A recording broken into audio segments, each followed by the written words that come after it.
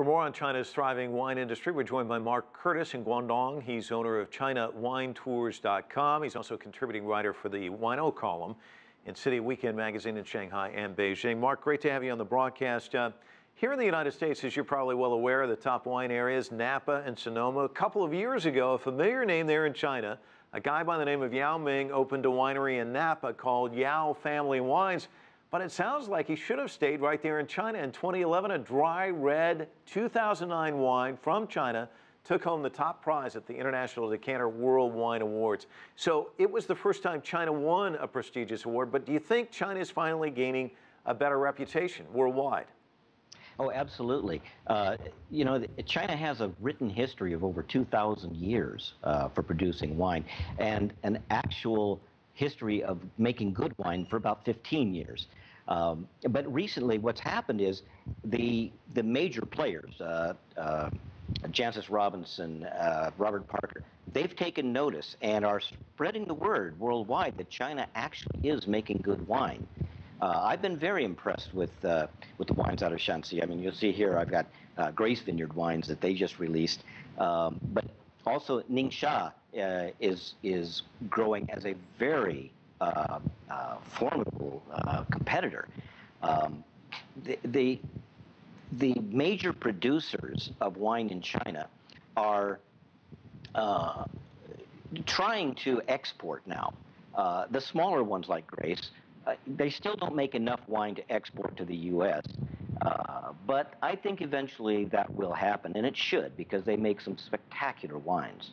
Spectacular? What would you compare it to? I mean, what kind of category? I mean, we talk about great wines here in the United States and California. Of course, France known for great wines, Germany as well.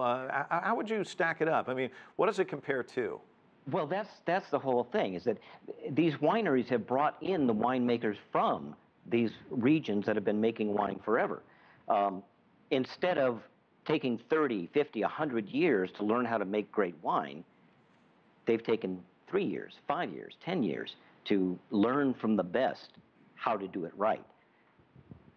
So they're learning from the best. What are some of the issues that they're still dealing with? I mean, are there problems with climate, grapes, terrain, some of the issues that I guess any winemaker would deal with? What are some of the obstacles standing in the way? Well, sure. Climate is always a problem for wine because it's a very difficult thing to grow grapes for wine. And as climate changes, which it's done for millions of years, it's hard to predict next year what the weather's going to be like where you're growing your grapes.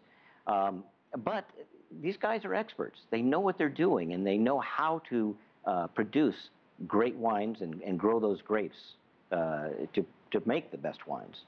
You mentioned the future. You see it coming to the United States. What about exporting the wines, letting the rest of the world get a taste of these Chinese wines? You see that as very likely?